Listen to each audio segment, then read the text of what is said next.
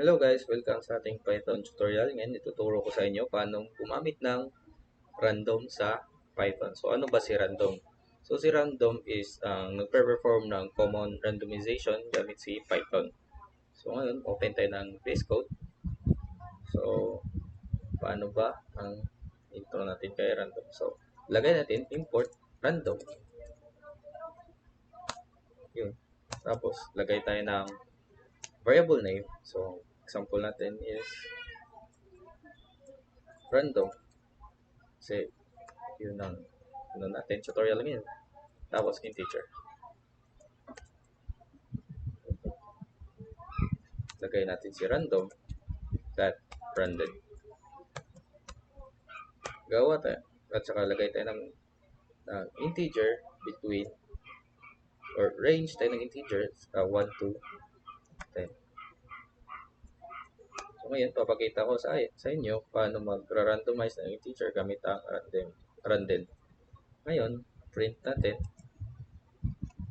ang variable name natin na random in tapos save saka run. So, bibigay siya ng any number from 1 to 10. So, for example, 4, run natin yan ulit, 8, run natin ulit, 5, and so on. So, ngayon, paano ba mag-perform ng float gamit ang random? So, ngayon, print tayo, gawa muna tayo ng variable name, random, float, random, dot random. So, ngayon, open lang. So, print, random, float.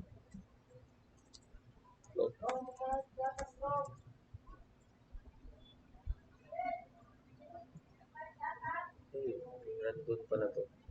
Random. Random.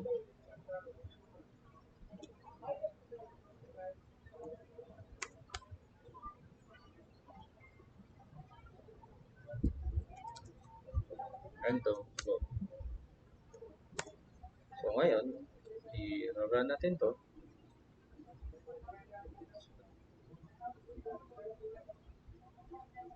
Save natin. So, lalabas siya ng float na any number. So, run natin ulit.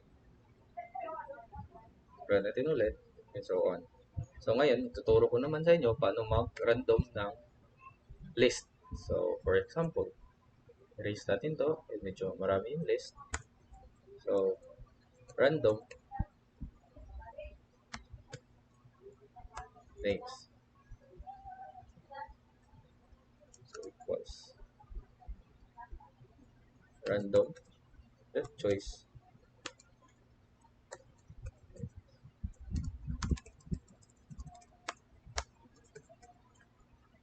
Ngayon, gawa tayo ng variable na names. Example natin na name is gawa tayo ng list. So, gamit tayo ng string, Leroy, comma, Trixie, comma, string again, Junel, comma,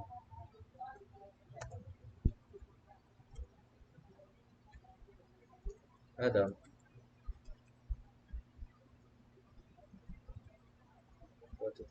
gawin din natin 5, lastly is Jade. So, ngayon, save natin siya. Print muna natin, print random names. So, ngayon, ang lalabas is Adam.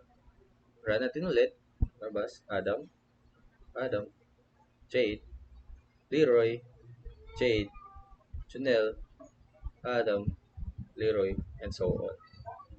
So, ngayon, paano na, tuturo ko na naman yung pag-shuffle gamit ang random. So, ngayon, gawa tayo ng variable name or variable na sample natin numbers equal to, gawa tayo ng list ulit. So, list natin is 1, 2, 3, 4, 5. So, ngayon, random dot dot shuffle. Lagay natin yung variable name na numbers. So, ngayon,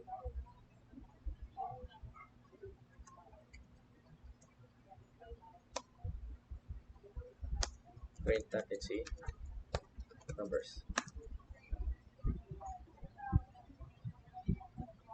So, nakikita nyo, 23154 instead na 12345. Run natin ulit, 45132. Run natin ulit, 43215, and so on. So, ganun po yung pag-import ng random in 4 different ways gamit si random. So, salamat sa panonood. Thank you. Bye-bye.